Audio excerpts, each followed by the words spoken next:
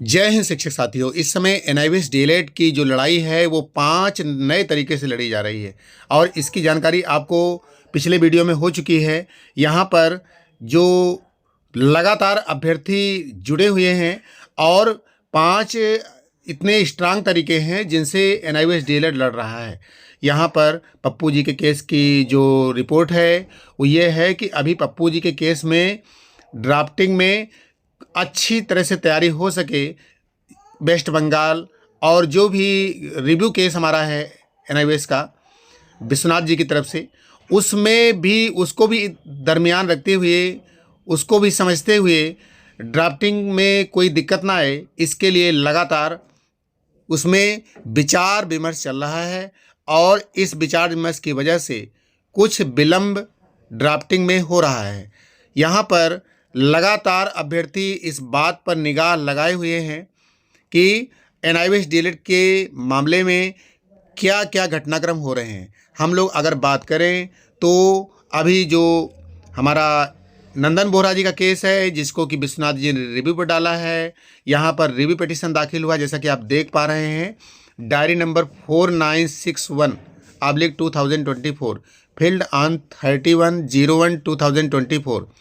ये जो केस है ये रिव्यू डाला गया है, माननीय सर्वोच्च न्यायालय के समक्ष रखा गया है कि इस पर पुनर्विचार किया जाए। यह चीज़ गलत है। इस चीज़ में कुछ बातें हैं जो कि हमें अभी बतानी है। ऐसा अभ्यर्थी लगातार कोशिश कर रहे हैं माननीय सर्वोच्च न्यायालय के सामने लाने की।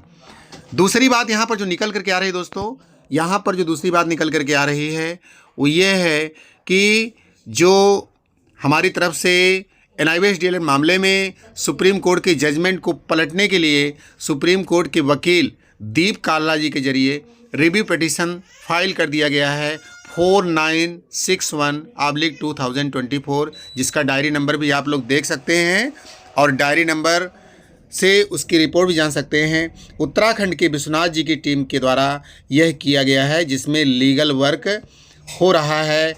अभ्यर्थी लगातार इस बारे में लगे हुए हैं। दूसरी बात है कि जो शिक्षा विभाग पटना का उसकी तरफ से प्रेस विज्ञप्ति निकली है उसमें बताया गया है कि कुछ विद्यालय में अध्यापक अभ्यर्थियों द्वारा बिहार लोक सेवा आयोग के विज्ञापन संख्या के परिप्रेक्ष्य में पूरक परीक्षाफल प्रकाशित है तो दबाव बनाया जा रहा है।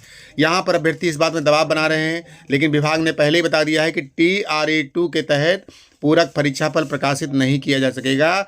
ऐसा निर्णय विभाग ले चुका है और पूरक परीक्षाफल प्रकाशित करने हेतु आयोग विभाग पर दबाव बना रहे हैं और उन्हें चिन्हित करके अगली परीक्षा से वंचित करने की कार्रवाई की जा रही है। इसलिए अभ्यर्थियों को बताया गया है कि पूरक परीक्षाफल प्रकाशित होने हेतु आयोग पर किसी प्रकार का दबाव ना बनाया जाए। दोस्तों, इसमें एक और खबर है जो कि एनसीटी के गजट केस को लेकर के है और इसमें एनसीटी और एमएचआरडी को